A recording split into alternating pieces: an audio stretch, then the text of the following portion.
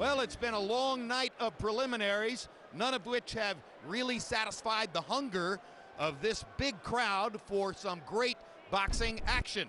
So all the energy is left to be released for the main event. Let's get ready for Floyd Mayweather versus Ricky Hatton.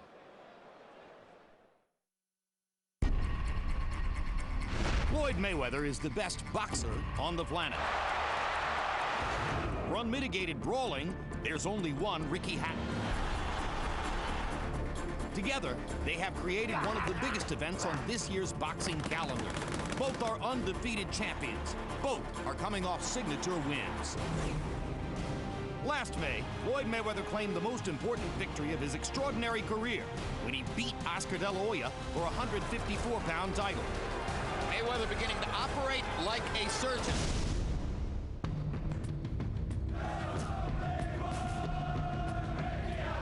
One month later, the world junior welterweight champion led a British invasion of Las Vegas when he faced off with Jose Luis Castillo. Upward of 10,000 British citizens made the trip across the Atlantic, and they witnessed one of Hatton's finest performances. The perfect left hook to the liver ends the fight. I think you saw more action in these 4 rounds than you saw value for money in Floyd's whole career. I'll just leave it at that. When Hatton made the comment that he made on HBO, Floyd looked to me and said, "Make the fucking fight happen." The fight sold out in less than 1 hour. From the moment the contracts were signed, the biggest challenge of Hatton's career stared him right in the face. Are you willing to die to somebody? I'm willing to die. Are you? Can Hatton's relentless pressure solve the riddle so many before him have found impenetrable? Or will Mayweather dismiss Hatton in the ring as casually as he has dismissed him in the run-up to the fight? What makes Ricky Hatton any different from any other opponent that I faced? All of them got their ass spanked. He gonna get his ass spanked too. Tonight, they meet in Mayweather's adopted hometown of Las Vegas. And Hatton fans have once again crossed the pond in droves in hope of making Floyd's backyard Hatton's home court. Floyd Mayweather versus Ricky Hatton is finally here.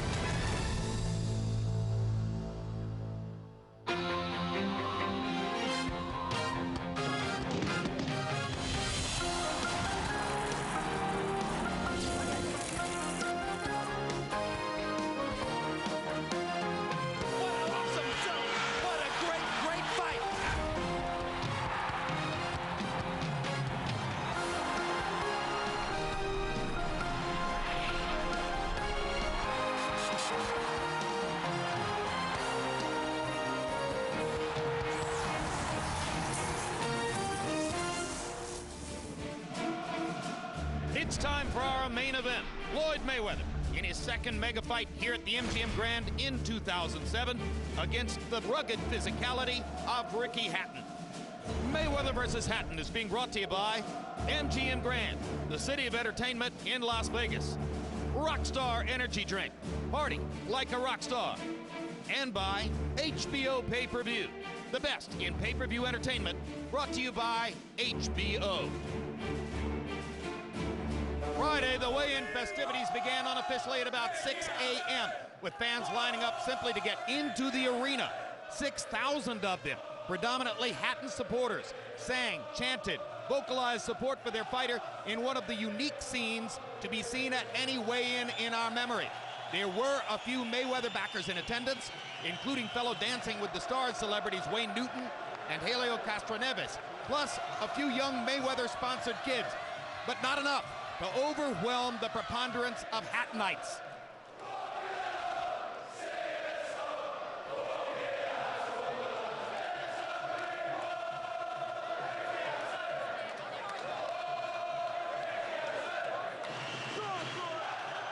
When they got on the scales, Hatton looked lean at 145. Mayweather checked in right at the 147-pound welterweight limit.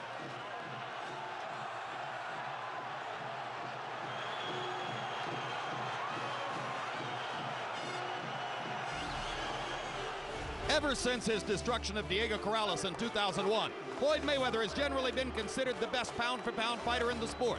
The only real threat to that mythical title, April 2002, when Jose Luis Castillo bullied Mayweather around the ring before ultimately losing a disputed decision. We'll find out what Floyd has learned about infighting in the 5 years since that night. One question for Ricky Hatton could be, does he have enough experience against top-notch opposition for this?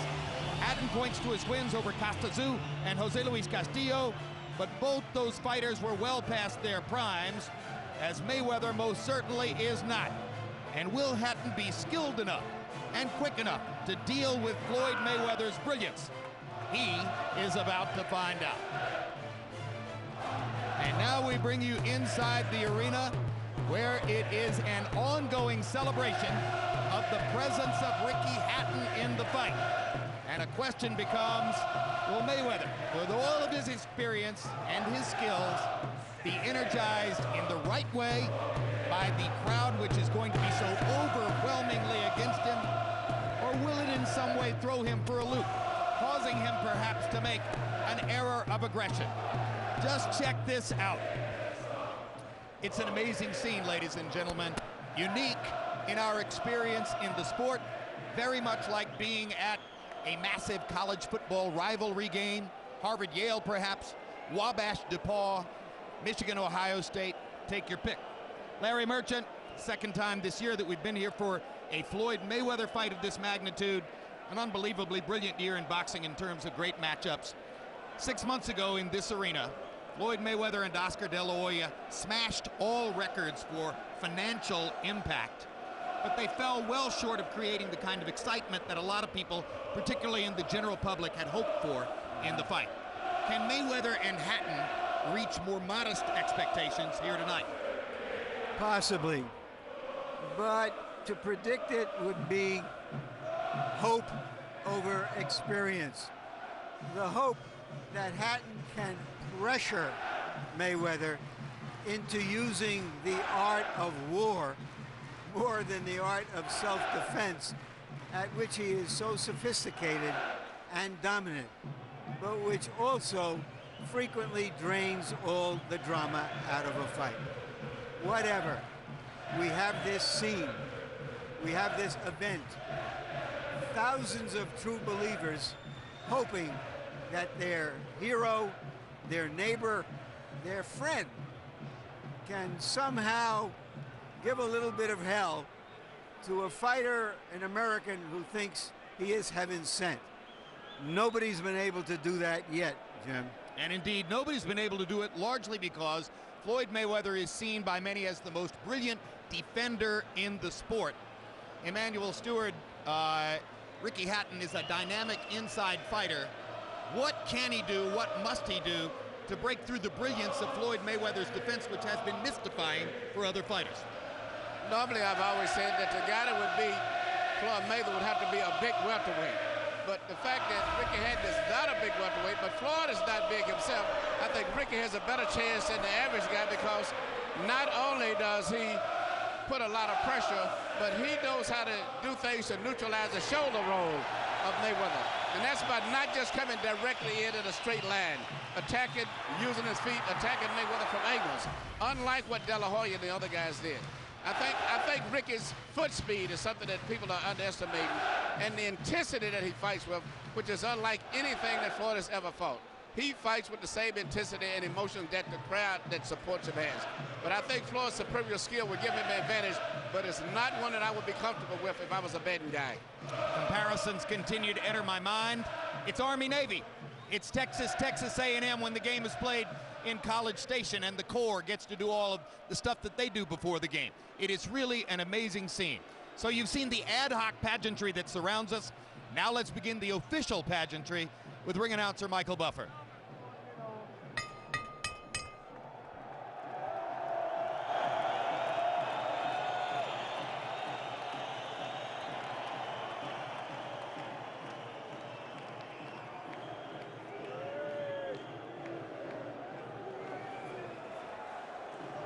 Ladies and gentlemen, we are moments away from the moment you've been waiting for. First, we will honor the fighters and their respective national anthems. Here to sing the national anthem, God Save the Queen, there are stars, there are superstars, and there are legends. The legend is with us tonight. Ladies and gentlemen, Sir Tom Jones.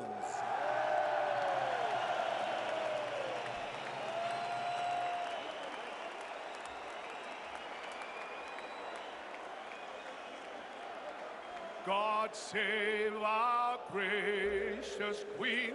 Long live our noble Queen. God save our Queen. Send her victorious, happy and glorious, long to reign over us. God save our Queen.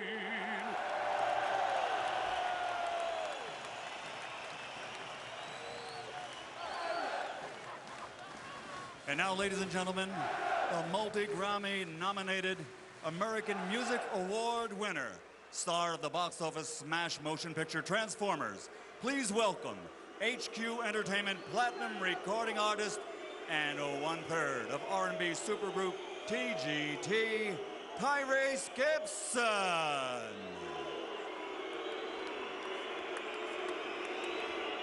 Oh, say, can you see by the dawn's early light what so proudly we hailed at the twilight's last gleaming, whose broad stripes and bright stars through the perilous fight o'er the ramparts we watched were so gallantly streaming, and the rockets' red glare,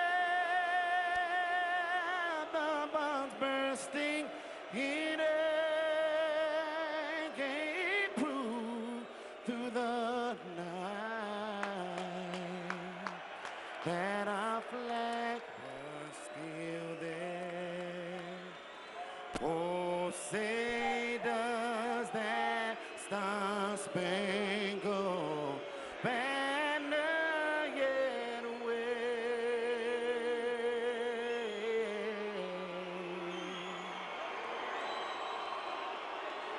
o'er the land of the free,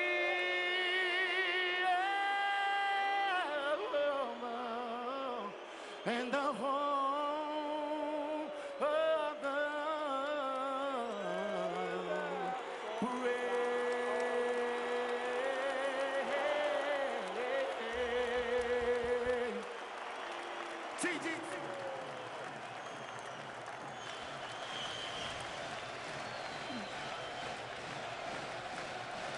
And the majesty of the fight draws a diverse group of celebrities. That's movie star Jude Law.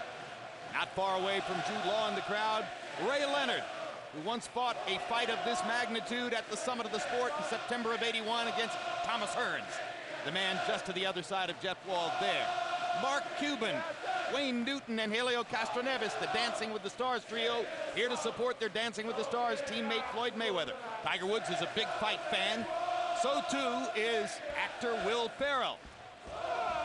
Mario Lopez is a denizen of the LA gyms, along with his Dancing with the Stars partner from last year, Karina Smirnoff, who was Floyd Mayweather's Dancing with the Stars partner this year. Denzel Washington makes it to many of the big fights. This is quite a diverse and star-studded celebrity group. Wesley Snipes just on the other side of Denzel here, closer to the camera. David Beckham is here to root, no doubt, for his countryman Ricky Hatton. Jeremy Piven of Entourage and movie fame, and CA agent Jack Tiernan is as good as his word. Brad Pitt and Angelina Jolie are both here, as Jack swore they'd be, and Gwen Stefani. No doubt it is quite a celebrity group.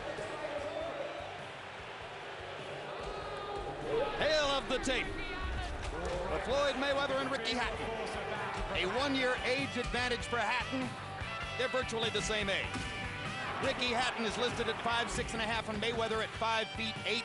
Maybe they're even a little closer in height than that. It's not a huge advantage for Mayweather, but the arm length advantage could be significant. Rather unusual. 26 inches. Добрый вечер, друзья. Большой бокс на Первом канале. Приветствую вас в MGM Grand, штат Невада. С вами Владимир Гентель. Floyd Mayweather 38-0. 24 победы нокаут. Рикки Хаттон 43-0. 31 победа нокаут. Победы говорят сами за себя. Их послужные списки говорят сами за себя.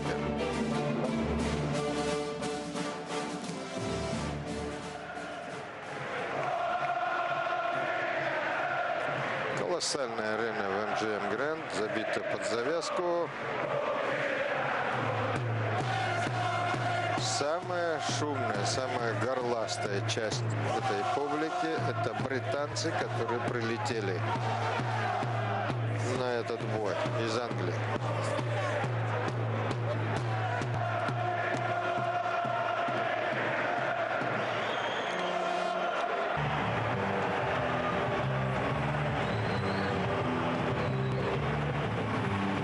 Главное событие вечера, а многие считают и всего боксерского года. Рикки Хаттон, британец, бросает вызов лучшему боксеру мира, вне зависимости от веса, красавчику Флойду Мейвезеру. Вы знаете, в этом городе каждый день приземляется в аэропорту Маккарен 80 тысяч пассажиров. Недавно на Лас-Вегас обрушились 16 тысяч британцев. Я не знаю, как они собирались попасть на этот матч, учитывая, что на них выделено было всего 4000 билетов.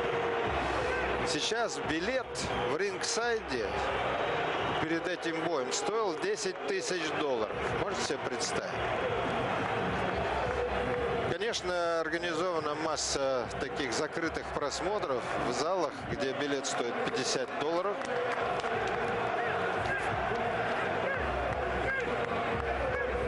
Очень много было сказано перед этим боем. Очень много предсказано было. Два предсказания могу вам напомнить. Костя Дю сказал: все считают, что Мейвезер должен выиграть этот бой. Если Рикки хочет выиграть этот бой, он должен действовать против Мейвезера так, как он действовал против меня в Манчестере. Майк Тайсон сказал: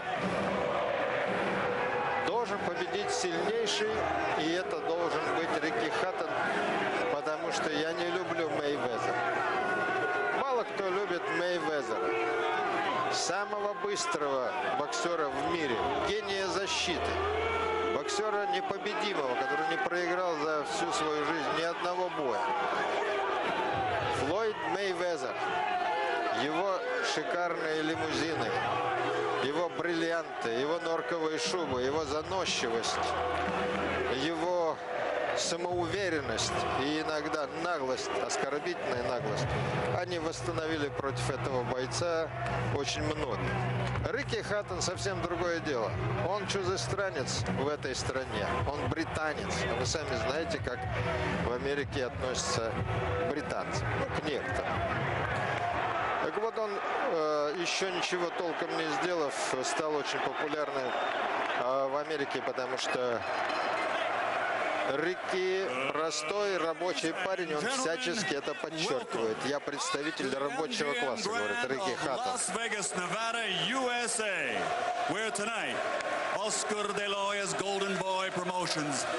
Да, предсказаний много. Многие считают, что Флойд Мейвезер все-таки из другой лиги. Он слишком быстрый, слишком умный, слишком острый для прямолинейного Рикки Хаттона. И тем не менее, многие будут счастливы, если Рикки сможет выиграть этот бой. Никто не сомневается в штабе Рикки, в том числе его тренер Билл Грэм, который предсказал, presented in association with HBO. Первый противник, который станет для Мейвезера настоящим кошмаром, это будет Рикки Хаттон в этом бою. Executive Director Keith Kaiser. WBC President Jose Suleiman. At ringside, the three Это событие идет под лозунгом «Непобедимый». И действительно, ни тот, ни другой за всю карьеру, а им уже под 30, не проиграли ни одного боя. Джо Кортес, рефери в ринге сегодня. And now, two fighters, unbeaten, undefeated, have entered the ring. Only one will emerge victorious. Да, два непобежденных бойца, и кто-то сегодня сойдет с ринга побежденным.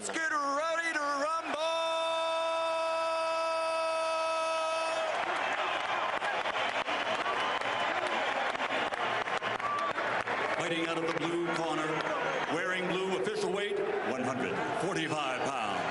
65 килограмм, 770 грамм весит Рикки Хаттон, ему 29 лет. У него 43 победы, 31 победа нокаутом, 0 поражений. Currently recognized by Ring Magazine as the true junior welterweight world champion. Presenting the challenger, the former welterweight world champion and two-time junior welterweight champion of the world, the undefeated fighting pride of Manchester. Двухкратный чемпион мира в прошлом. Да нет, трехкратный. В двух весовых категориях. Рикки Хаттон по кличке Хитман. Хитман – это двоякий такой перевод.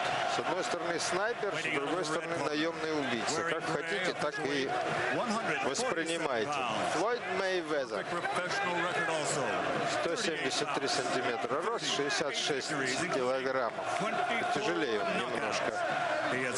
А Хаттона 38 побед, 24 победы нокаут. Лучший боксер мира вне зависимости от весовой категории. Самый быстрый. Гений защиты, как его называют.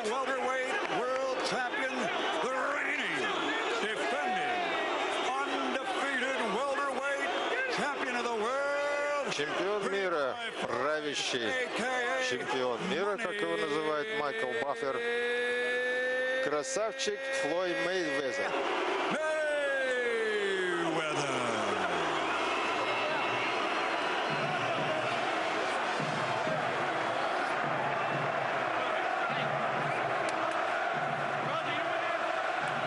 Надо сразу назвать несколько превходящих моментов, чтобы вы понимали, что может быть, помимо всего прочего. Первое. Рикки Хаттон очень легко рассекается. И это держит в уме Флойд Мейвезер. Он может рассечь Рикки и выиграть за счет остановки рефери. Но есть слабые места и у самого Флойда. Это его руки. Руки, которые у него часто ломаются. В общем, многие и эти факторы принимают в расчет.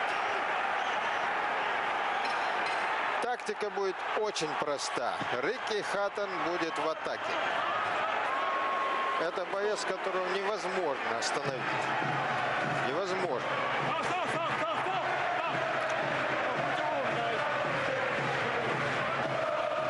Это первое. И второе достоинство Рикки Хаттона – это, разумеется, количество ударов, которые он выбрасывает за раунд.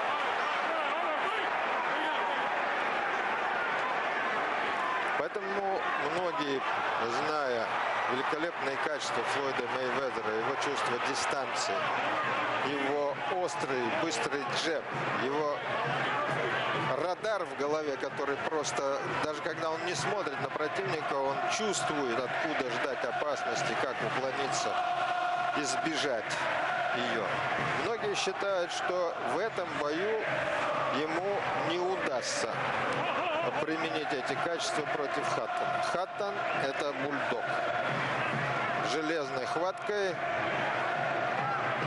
с очень серьезным ударом. Но, в общем, многие искусные бойцы доставляли немало неприятностей Хаттону.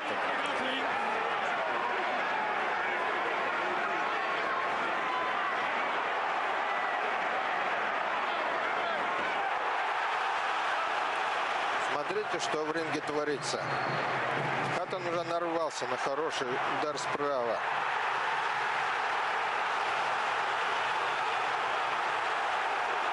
Мейвезер, который прекрасно умеет использовать чувство времени, чувство дистанции. Он, что называется, шкура, извините за грубость, чувствует и опасность, и свое положение в ринге.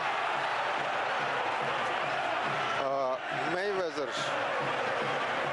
может лишиться этих преимуществ только при одном условии. Если Хаттон сможет сковать его, стеснить. К чему, кстати, британец и стремится.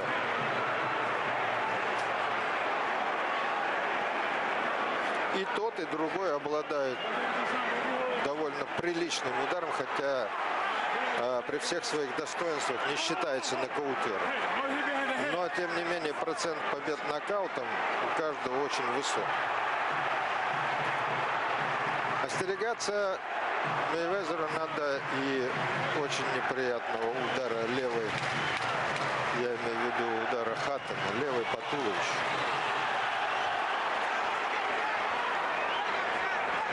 Пока что удается выкрутиться и с успехом выкрутиться Флойду Мейвезеру. Дело в том, что все-таки Рикки Хаттон предсказуемый боксер. Очень многие считают, что вот победа Хаттона над Костей Дзю в Манчестере, которая подбросила его, в общем, на самый, так сказать, высокий уровень мирового бокса,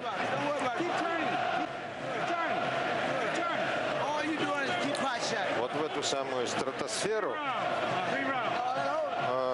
когда Костя просто был измотан и не мог выйти из угла после 11-го раунда. Многие считают, что, во-первых, это произошло из-за Костиной ошибки, который принял эту тактику, хотя мог не принимать и наказать Хаттона неоднократно. Ну и понятное дело, что тогда одно слово «дзю» значило так много для всех, что, в общем, до сих пор считается, что именно вот эта вот победа сделала Хаттона Хаттон. Хотя в Британии он был очень популярен всегда.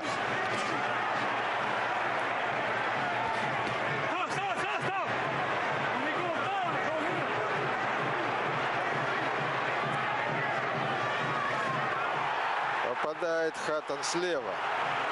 Хороший крюк.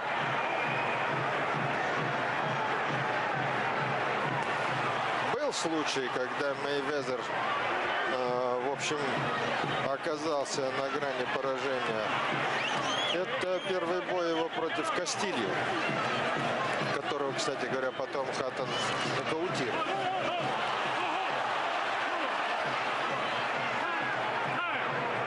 Многие считают, что он тогда проиграл. Я думаю, что вот Джо Кортес сейчас неправильно поступает. Неправильно гасит порыв британца.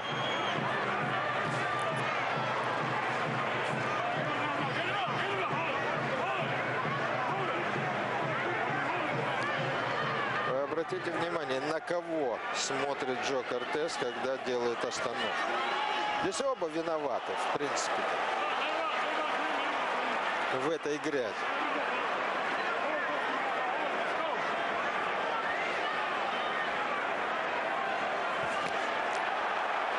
Да, вот все то позерство, которое позволил себе Мейвезер в бою против Оскара де ла Хойи, здесь не пройдет. На британского бульдога это не действует. Что это было сейчас? Это было попадание слева, и Кортес вмешивается и пресекает атаку британца. Некрасиво. Кстати, не первый раз этот рефери замечен в таких вот неприятных вещах. Я помню очень хорошо, когда он был в ринге в бою с участием Кости Дзю и Леонардо Масса. Костя тогда 4-жды сажал на пол Леонардо Масса, и в результате действий вот этого рефери была присуждена техническая ничья.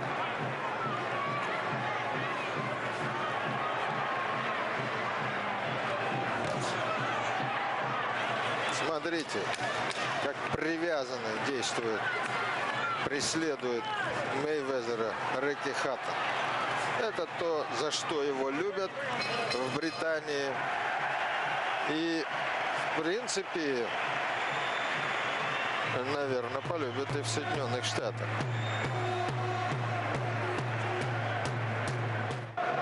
Костя Дзю сказал, Рикки должен действовать против Мейвезера так, как он действовал против меня в Манчестере. Понятное дело, 90% всех предсказателей, экспертов, знатоков, специалистов уверены в победе Мейвезера в этом бою. Он же лучший боксер мира.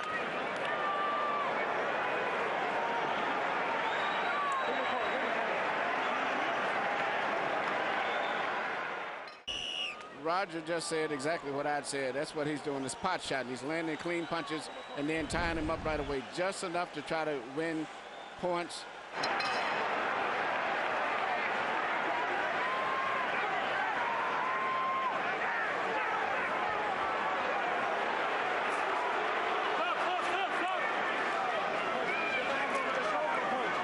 Эмоций. Много эмоций в этом зале сейчас. Почему Кортес все время вмешивается в тот момент, когда какие-то шансы появляются у Рикки Хаттона? Ну, я могу, конечно, это объяснить. Думаю, и вы тоже.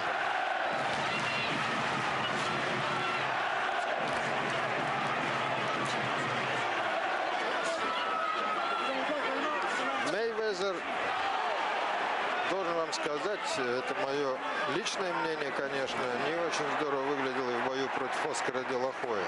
Боксера, который, в общем, уже считался отставником и считается до сих пор.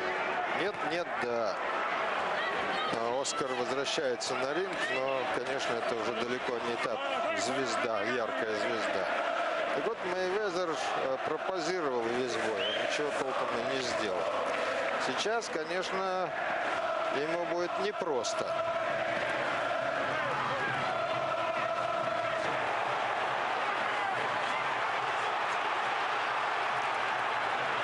Поистине у этого Мейвезера действительно какой-то радар в голове. Он не видит удара и все равно уворачивается. Фантастическое чутье.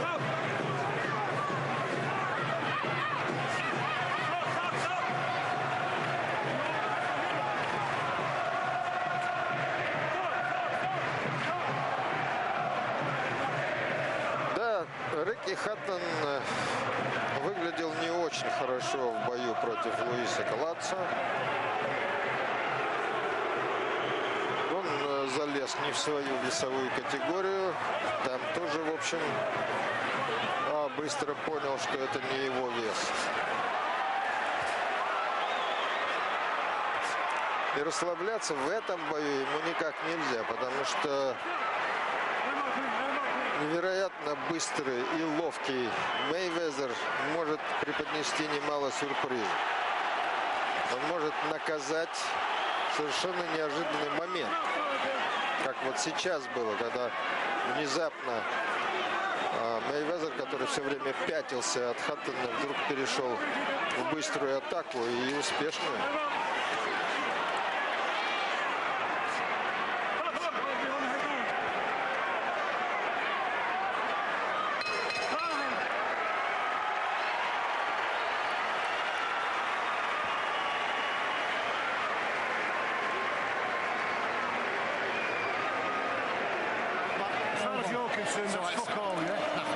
Вот чего больше всего боятся в британском углу. Вот этих травм, вот это рассечение может стать причиной поражения Рикки Хаттона. Это прекрасный повод рефери выдернуть доктора к рингу, и доктор может порекомендовать бой прекратить. И тогда Рикки Хаттон, надежда британского бокса, проиграет нокаутом. Это так и будет записано. Вот я бы все-таки хотел посмотреть повторы там, где есть хотя бы небольшой успех и у самого Рикки Хаттона. А эти моменты были.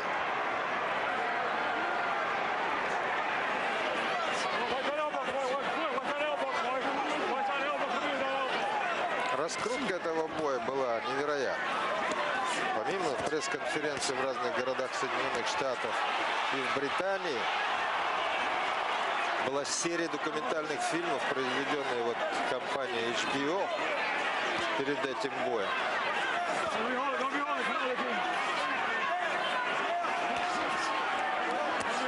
Шум в прессе. В общем, промоушен на высшем уровне. Но надо признать, что на самом деле сейчас это самая интригующая была идея. Встреча Хаттона против Мейвезера.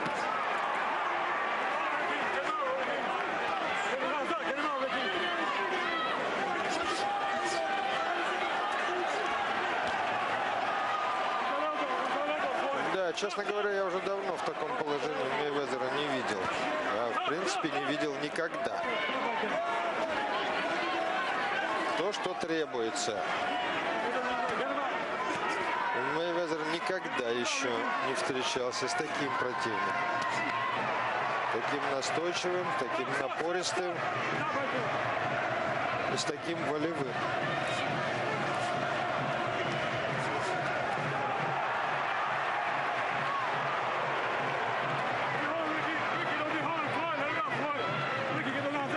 Все-таки Мейвезер действует точнее, приходится признать. Перед боем Рикки Хаттон сказал, что я не буду попусту тратить свои удары, я буду стараться действовать точно, но пока не удается. Потом не надо забывать, Мейвезер способен подчинить себе противника. Навязать ему ту тактику, которая ему выгодна. Причем, в отличие от многих, Мейвезер способен эту тактику менять.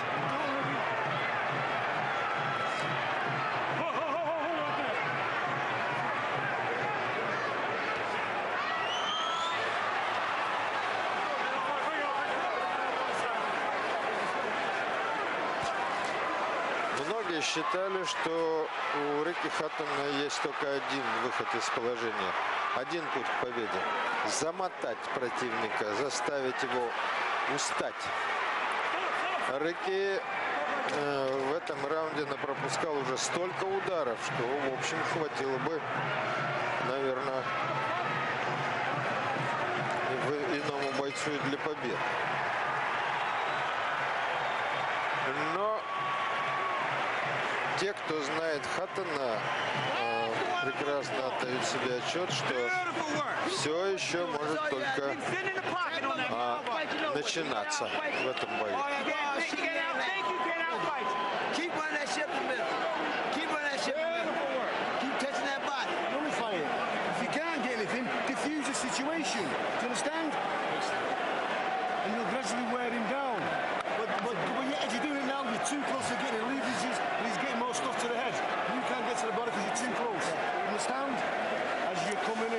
Не могу вам сейчас из-за шума перевести, о чем тут речь идет.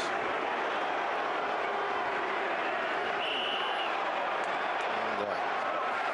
Смотрите, сколько ударов пропустил Хаттон.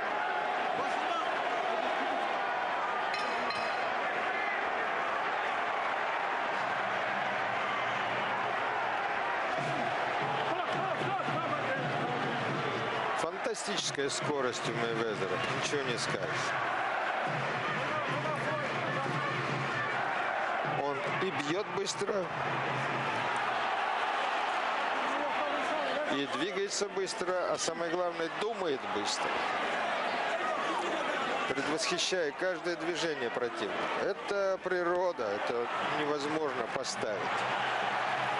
Это талант, который, в общем, дан природой.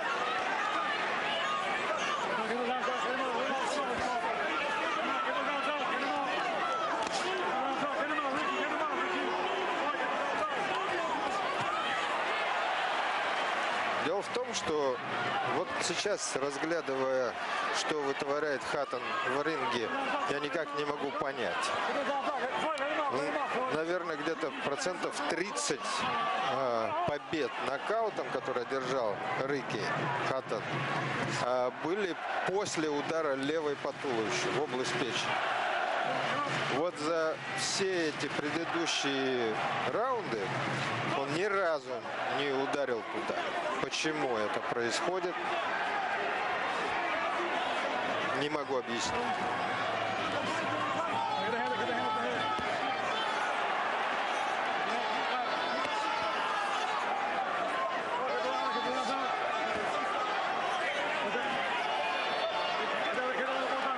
Как всегда, Мейвезер наговорил кучу гадостей перед боем в адрес Рикки Хаттона.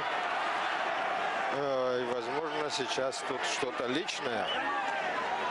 Вот эта охота за головой, которую ведет Рикки Хаттон, я думаю, она вызвана скорее эмоциями. Хотя он вполне способен сломать противника ударами в туловище. Рикки пошел назад. Это вообще невероятно.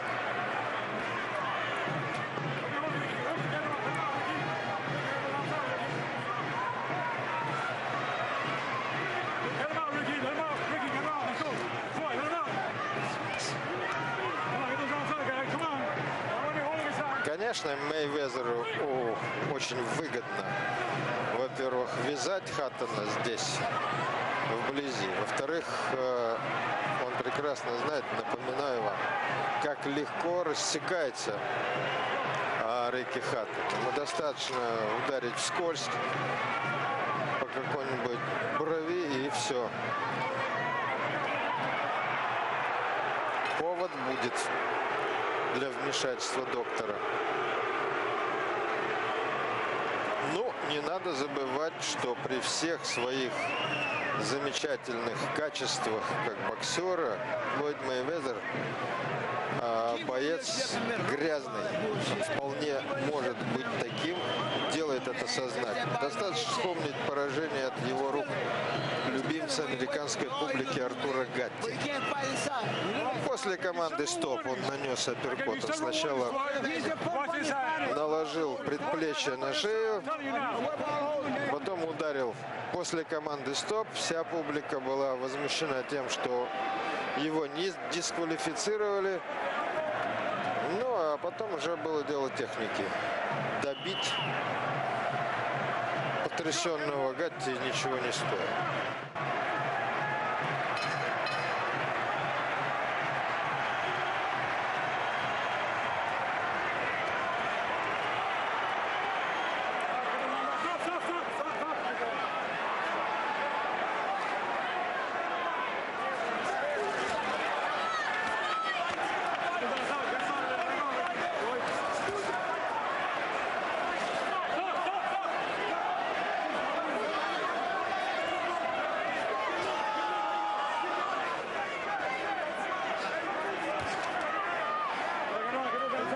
Даст ли Хаттон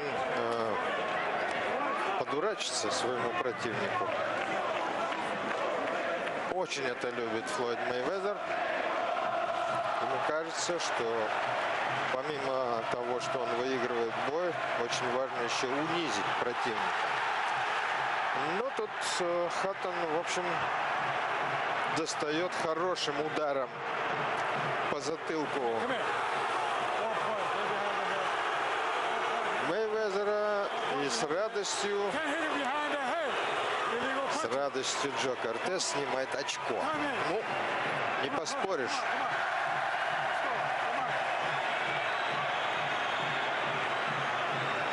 Конечно, прав.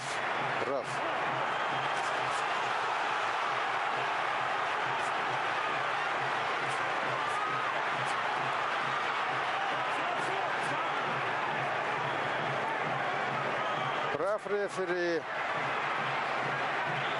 но спровоцировал нарушение правил все-таки Мейвезер. Что там говорит?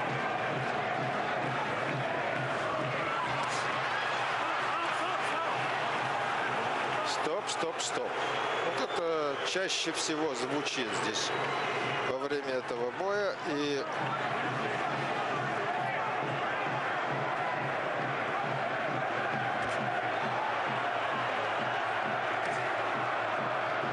Мейвезер, конечно, должен попозировать.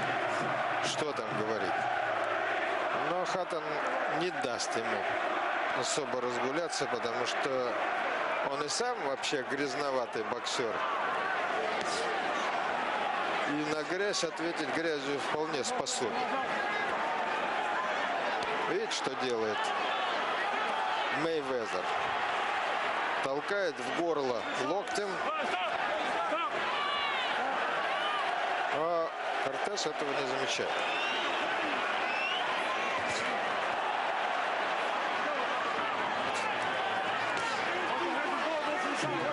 Между прочим, конец раунда. Бой приближается к экватору.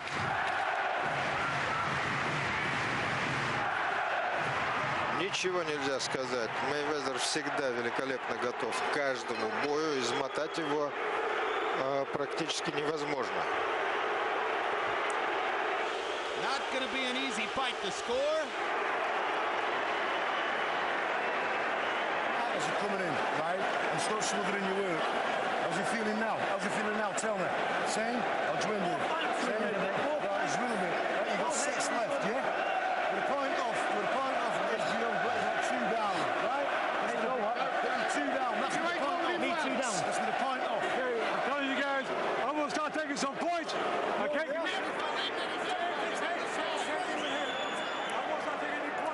Вот очень показательный эпизод был сейчас. Как здорово все-таки избегает неприятностей Флойд Мейвезер.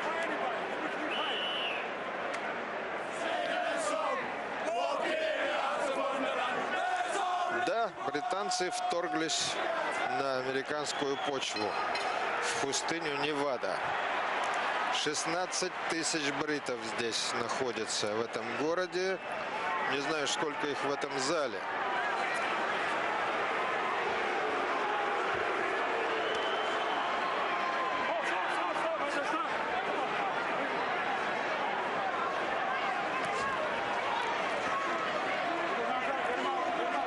Седьмой раунд. Мейвезер. Все-таки он диктует вот процесс, что называется, в ринге.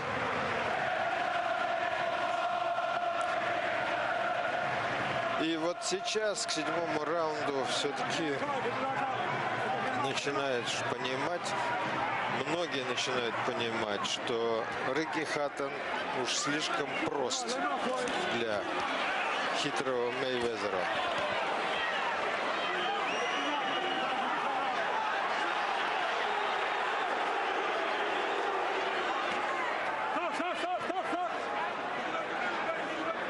Да, у рефери хватает работы в этом бою, ничего не скажешь.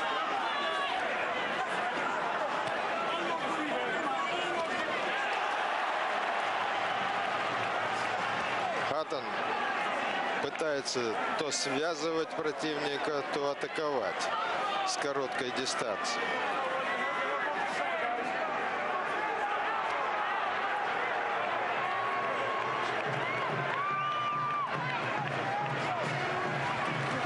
Все прекрасно понимали, какой тактики будет придерживаться Рикки Хаттон. Он другой просто не знает. Он так себя вел в бою против Кости Дзю, так себя вел в бою против других противников. Поэтому никакой загадки для Флойда Мейвезера он не представляет. Вопрос в том, так сказать, в количестве движений, будем так говорить, физическими терминами.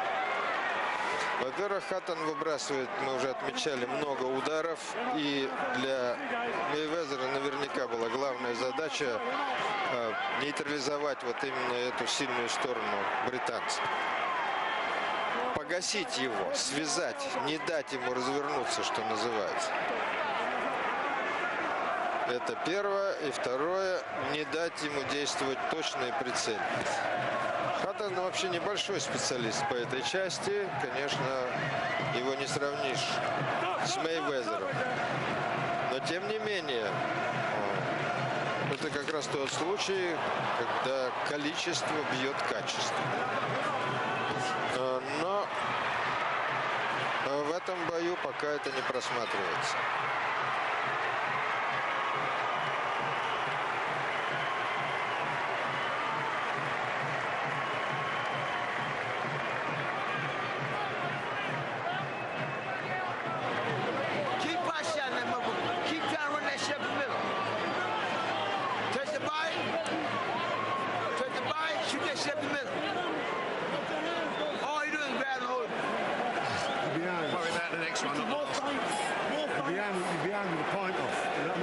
Some clean working. I know he's like it, I know he's fucking tired, but he's cheating inside as well, you know what I mean?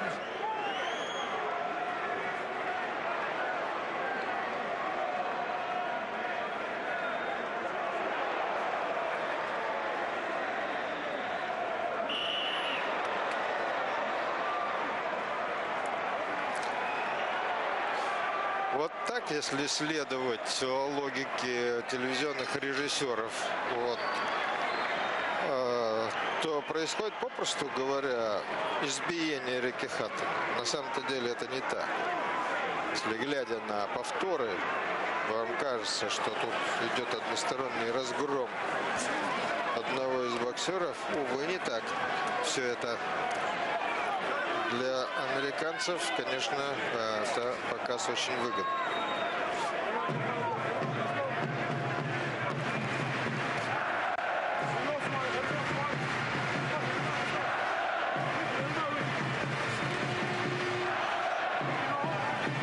Очень многие бы хотели поражения Мейвезера. Мы уже говорили о причинах такого отношения. И тем не менее, многие специалисты считают, что да, слишком хитер и изворотлив, слишком талантлив Флойд Мейвезер для прямолинейного Рикки Хаттона.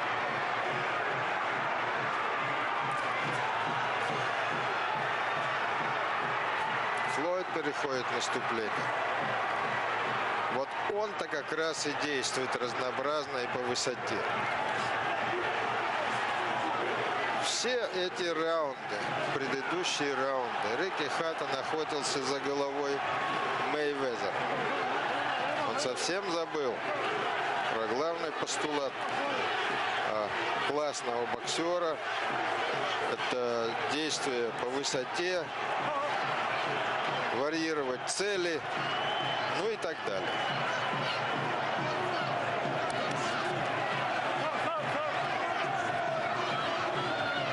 И вот однообразие в его действиях, это, конечно, работает против Рикки Хаттона.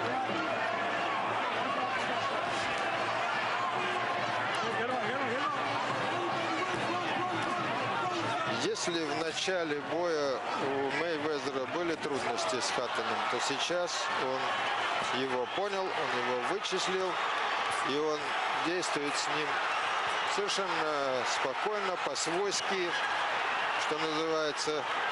Бьет на выбор, что называется. Он переходит в наступление и делает это настолько блестяще, настолько убедительно, уверенно, эффектно.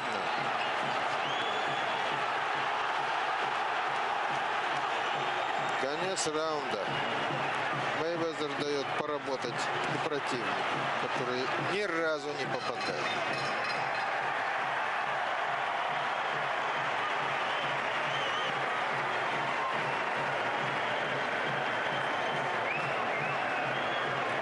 Похоже, плохой парень выигрывает у хорошего.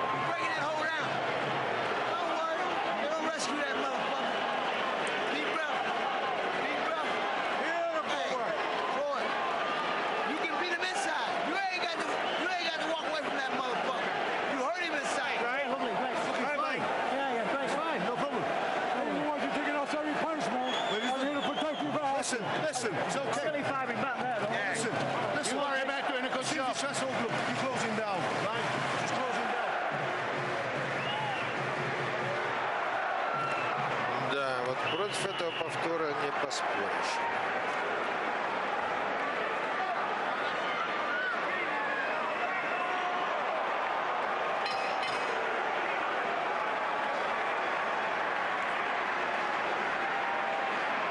Это был почти разгромный раунд для Хаттона. Предыдущий раунд.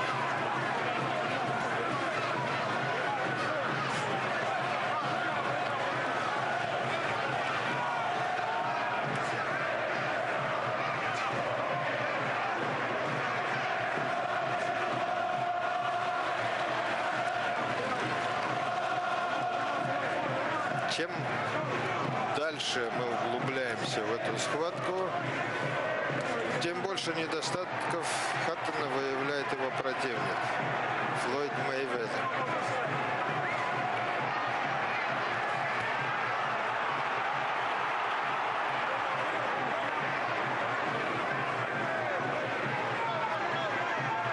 Я вот сейчас смотрю на этот бой и думаю о той схватке между Хаттоном и Костей.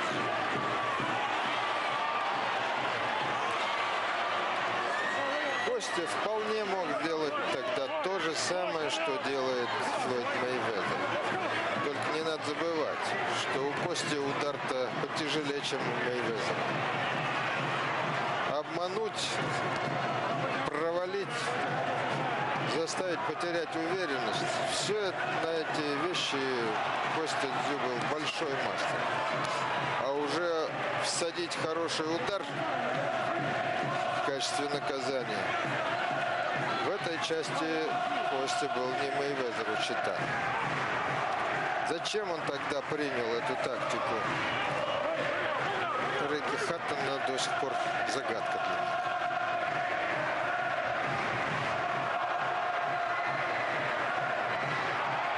Многие специалисты тогда считали, что в победе Хаттона в том бою над Костей Дзю никакой логики не было. Там не было, попросту говоря, вот того доказательства, о котором говорили очень многие до боя Кости Дзю с Хаттоном, что Хаттон из другой лиги. Но вот Костик тогда сыграл по правилам этой самой второй лиги. Ну, что было, то было.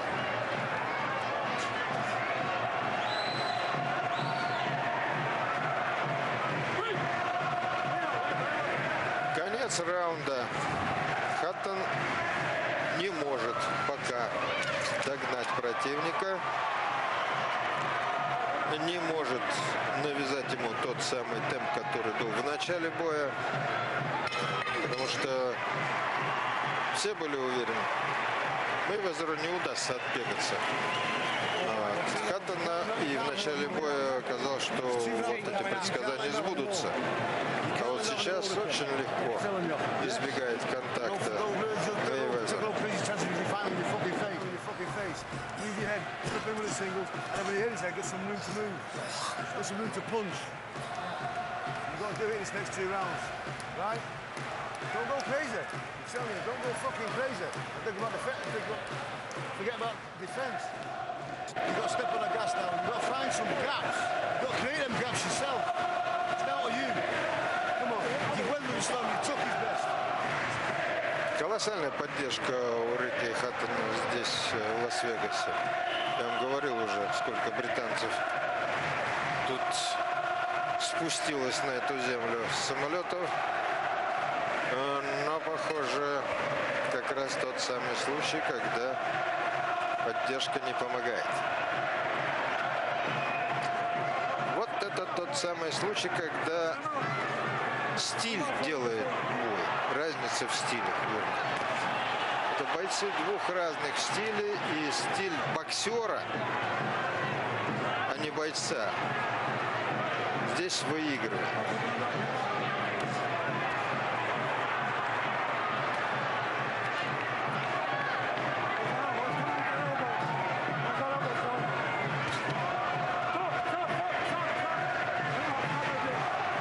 Сейчас уже Джо Кортес не напрягается. Ему не нужно создавать выгодных ситуаций для американца. И так все идет под диктовку Мейвезера.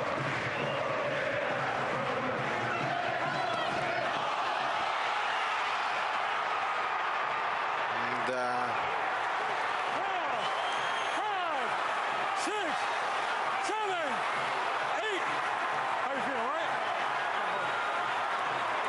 Сейчас вопрос, пойдет ли Мейвезер на добивание. Конечно же, он сразу попадает в объятия Хаттона, которому нужно хоть как-то прийти в себя.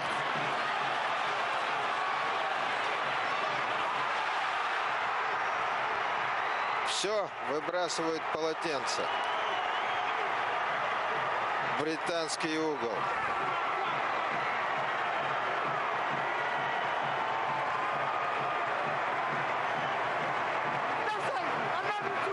Шок и потрясение под британским флагом и ликование под американским.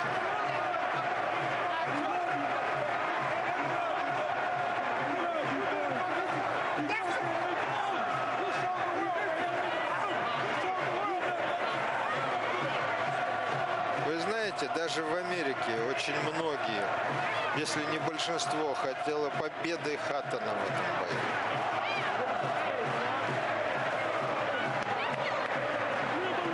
Но невозможно побить талант. Такой талант, как у Флойда Мейвезера.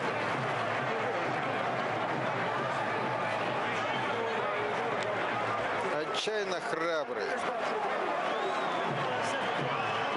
Абсолютно без страха и упрека. Боец, именно боец. Наткнулся на боксера, обладателя фантастической скорости, фантастического таланта, чувствительности. А никого не интересует, какие они люди. Вот именно в данный момент. Кто хорош, кто плох. Зряче, что называется, видя, что происходит, хлестнул левым крюком Флойд Мейвезер навстречу. Расчетливо и беспощадно ударил. А потом уже дело техники. Потрясенный Хаттон так и не смог в себя прийти.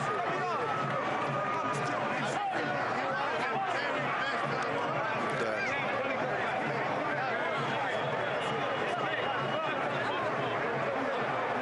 Два удара слева. Третий. Пропускает Хаттон. Вот сейчас на наших глазах произошло крушение британской легенды. Рикки Хаттон повержен. И я даже не представляю, чувства обуревают сейчас Британию. Contest comes to an end at 1 minute 35 seconds of round number 10. В 10-м раунде минута 35 секунд прошло 10-го раунда. Итак, лучший боксер мира Флойд Мейвезер остается лучшим боксером мира.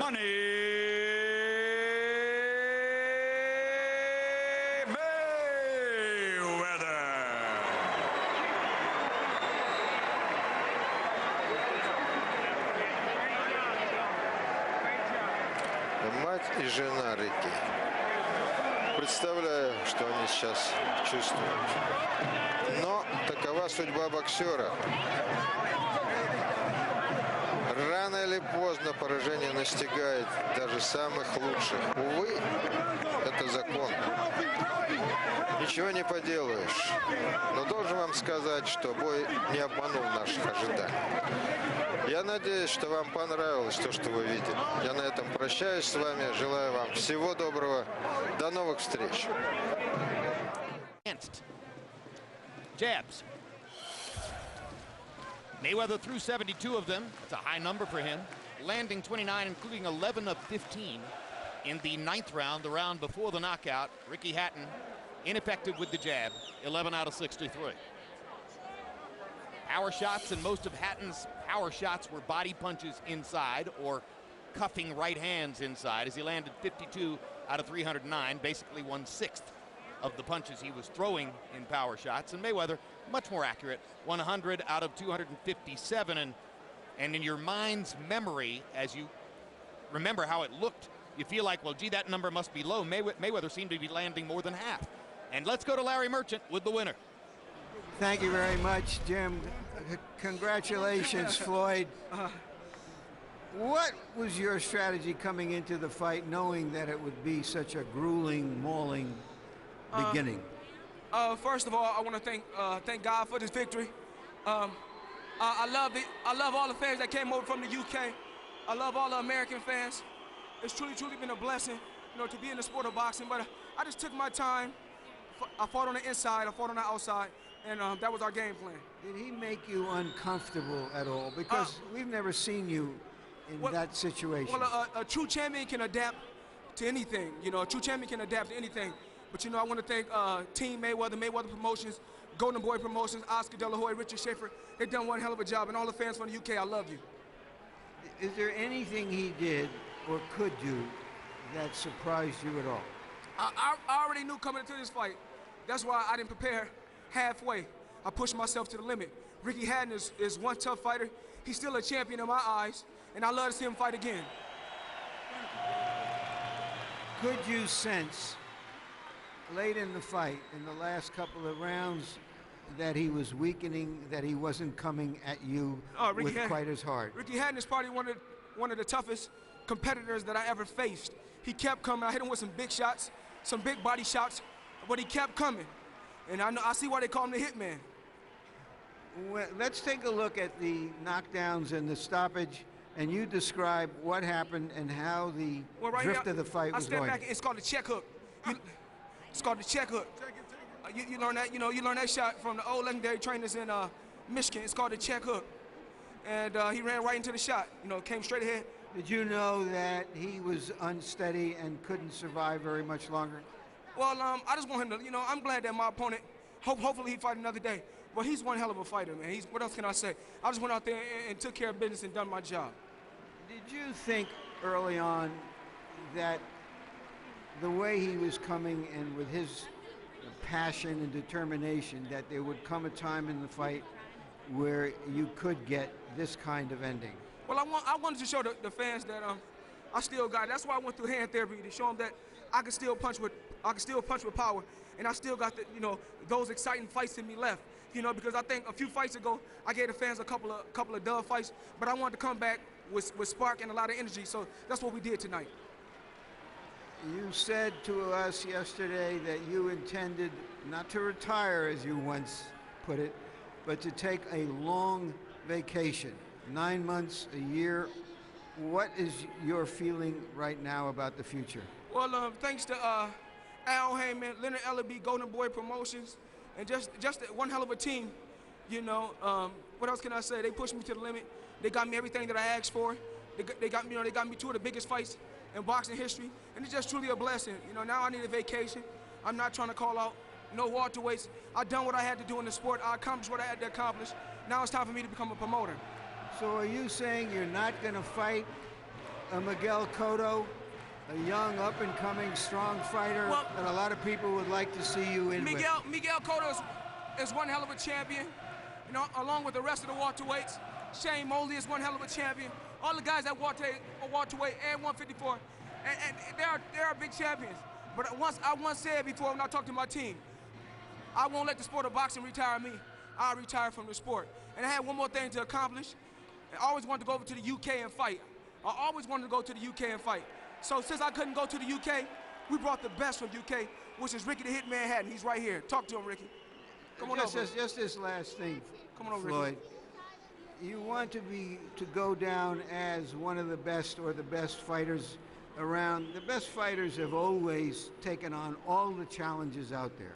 Like a Cotto or a Vernon Forrest or a Winky Wright, whoever is out there, so that you can do your thing. I've done what I had to do in the sport. 6-time world champion, 5 different weight classes, 20 championship fights. I fought the best from all over the world, from De La Hoya to Ricky Hatton, and the list goes on and on. I have nothing else to prove to the world. Like I said before, I'm not gonna let boxing retire me. I'm gonna retire from boxing, and Golden Boy Promotions and Mayweather Promotions are the future of boxing. Thank you very much. Again, congratulations, Floyd. All right, Ricky.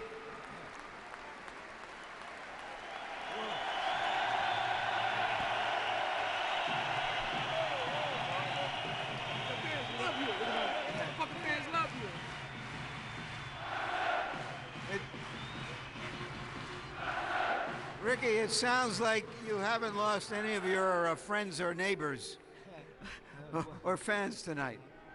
What a fluke that was.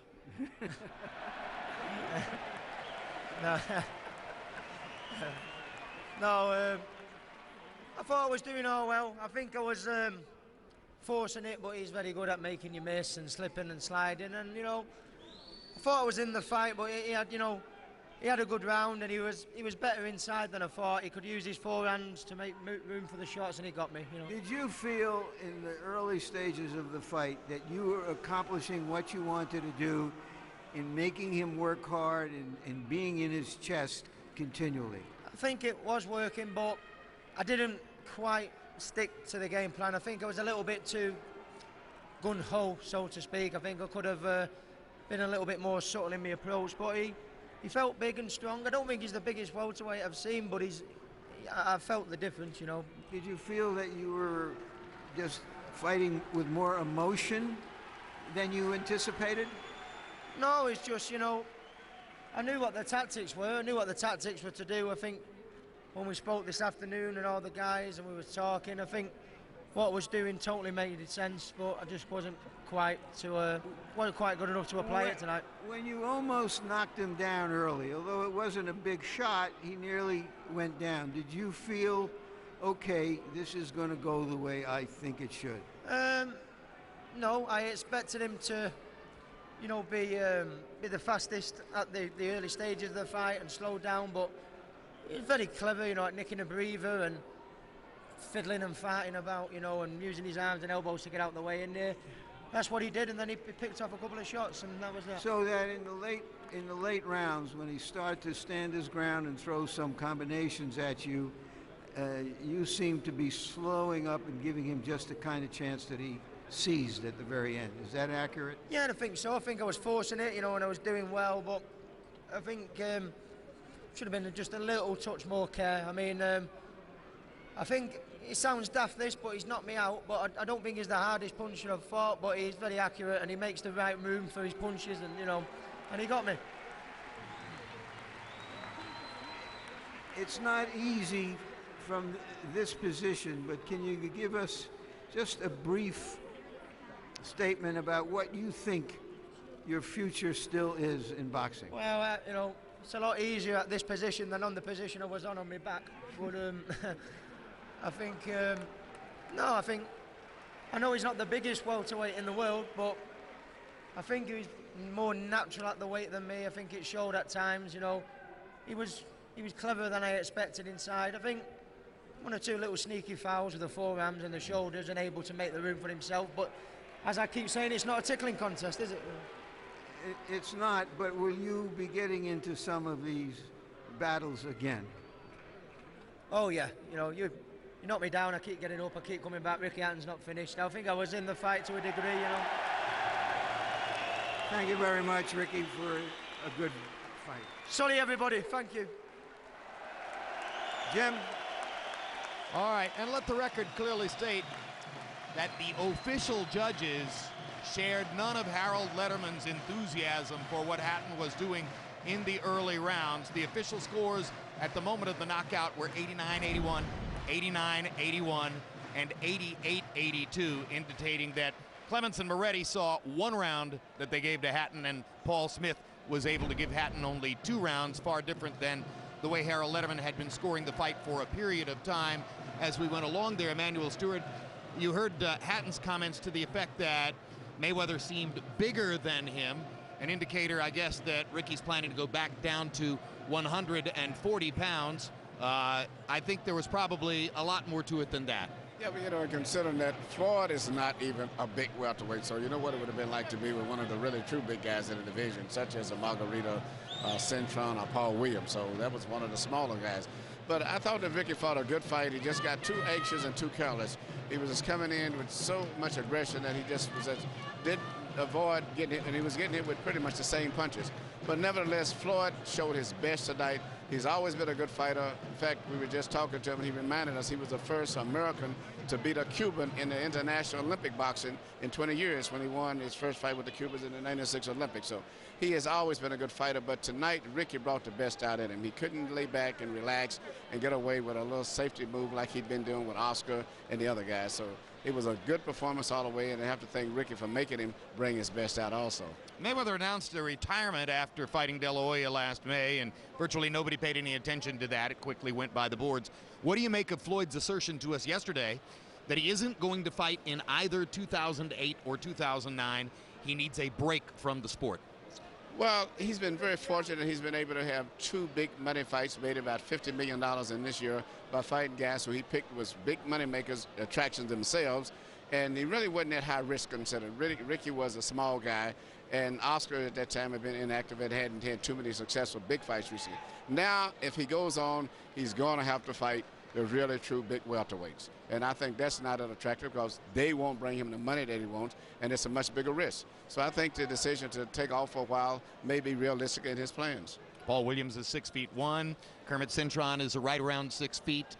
Miguel Cotto is a bulky, hard-hitting welterweight. Those are the kinds of fighters who will remain in the division if Mayweather indeed chooses to go inactive for the next couple of years. Larry, it was the last of a series of huge fights on the boxing calendar this year. Never has it been more clear who's number 1 pound for pound. What are your other perspectives on what happened here tonight? Well, I think that we've been all calling for Floyd Mayweather, who is usually risk-averse, to close the show. That's what the good ones do. And he closed the show. He hung in there in a kind of a scrimmage. Ricky Hatton looks like it's always 3rd down and 1, and he's trying to dive across the 1st down marker. And he hung in there with him, and at the end of the day, he had more athletic ability, and he's kept his cool. We've seen that before. He did what a fighter of his elite status should do in that situation, and we take our hats off to him if we had hats. Y'all better come over and let me get a little bit of this TV time. We were just complimenting you on closing the show. we were just knocking you, Floyd, behind your back. We were just saying you I love look you guys. HBO, it's been one hell of a. Now, what's a Grand Rapids guy doing wearing these Ohio State colors, incidentally, here, you know? We wanted to do something different. We wanted to wear something different tonight. You don't never get a chance to get in there and interview me, even though, Larry, you do one hell of a job over the years. There's been a lot of ups and downs, but you're a good person. So I asked you a totally I'm so impertinent grateful. question, obviously. Oh, Hey, you know, I know how to clean it up. heck of a performance. Thank Really you, sensational. thank you. I appreciate it. You know, Emmanuel said that Ricky brought out the best in you. Well, I guess he did. It was a heck of a All right, performance, thank you. that's for sure. All right. Well, as Ricky Hatton, also said that, Floyd Mayweather could make a Christmas tree look somber. I think they've seen each other enough for a while, despite all the camaraderie you saw in the ring afterward. This was the last live prize fight on HBO pay-per-view this year. It's by no means the last boxing available coming to you from HBO. We have boxing's best 5 nights in a row toward the end of the year, and there'll be plenty of other boxing material available on HBO On Demand. It's been a sensational year. Thanks so much for being with us, and this group will be back with you live in January. Meanwhile, Mayweather versus Hatton has been brought to you by MGM Grand, the city of entertainment in Las Vegas. Rockstar Energy Drink, party like a rock star. Cerveza Tecate, beer with an attitude. Southwest Airlines, symbol of freedom. And by HBO Pay-Per-View, the best in pay-per-view entertainment, brought to you by HBO. We'd like to thank the following internet partners. And so now for our entire crew, I'm Jim Lampley saying so long from Las Vegas, Nevada.